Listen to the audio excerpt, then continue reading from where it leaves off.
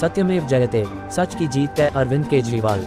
अरविंद केजरीवाल ने कहा कि अंत में अधर्म और अन्याय की हार होती है और सच की ही जीत होती है। उन्होंने सत्यमेव जयते का संदेश देते हुए कहा कि सत्य की राह पर चलने वालों की विजय निश्चित है। पिछले कुछ सालों से भारतीय जनता पार्टी जिस तरह से शराब घोटाला कर रही थी और हमारे ऊपर आरोप लगा रही थी, आज कोर्ट ने सारे आरोप खारिज कर दिए और जितने भी एक्यूज्ड थे सबको डिस्चार्ज कर दिया। हम हमेशा कहते थे सत्य की जीत होती है। हमें भारतीय न्याय प्रणाली पे भरोसा है। मैं जज साहब का बहुत बहुत शुक्रिया अदा करता हूँ जिन्होंने हमारे साथ न्याय किया, सत्य की जीत हुई। मैं हमेशा कहता था कि भगवान हमारे साथ है। मोदी जी ने और अमित शाह जी ने मिल के आज़ाद भारत का सबसे बड़ा राजनीतिक षड्यंत्र रचा। आम आदमी पार्टी को ख़त्म करने के लिए आम आदमी पार्टी के सबसे बड़े 5 नेताओं को जेल में डाल दिया गया। यहाँ तक कि सिटिंग चीफ मिनिस्टर, जो आज तक भारत के इतिहास में कभी नहीं हुआ, सिटिंग चीफ मिनिस्टर को उसके घर से घसीटकर जेल में डाला गया और 6 महीने तक जेल में रखा गया।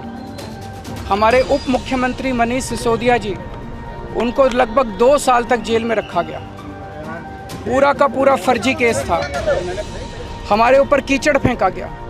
24 घंटे टीवी चैनलों के ऊपर डिबेट चलते थे, खबरें दिखाई जाती थी, केजरीवाल भ्रष्ट है, केजरीवाल भ्रष्ट है।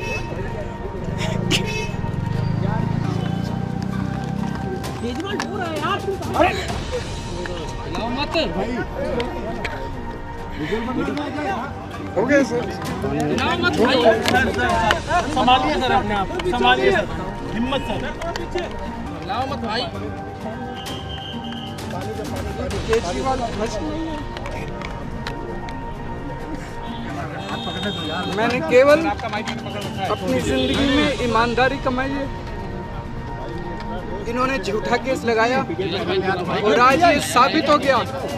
कोर्ट ने कहा है कि केजरीवाल कट्टर ईमानदार है, मनीष सिसोदिया कट्टर ईमानदार है, आम आदमी पार्टी कट्टर ईमानदार है। मैं प्रधानमंत्री जी से कहना चाहता हूँ, सत्ता के लिए इस तरह से खिलवाड़ मत कीजिए देश के साथ, इस तरह से संविधान के साथ खिलवाड़ मत कीजिए। आपको सत्ता चाहिए, अच्छे काम कीजिए। आज देश के सामने इतनी बड़ी बड़ी समस्याएं हैं, महंगाई है, बेरोजगारी है, पूरे देश में सड़कें टूटी पड़ी है, चारों तरफ पोल्यूशन ही पोल्यूशन हो रहा है, चारों तरफ देश में इतनी समस्याएं हैं। उन समस्याओं का समाधान करके सत्ता में आइए ना। केजरीवाल पे, आम आदमी पार्टी पे झूठे केस क्यों करते हैं? अच्छा काम करके सत्ता में आइए।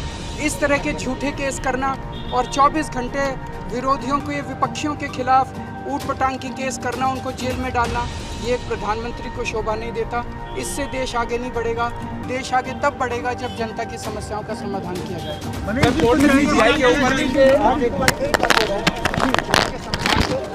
Sir madam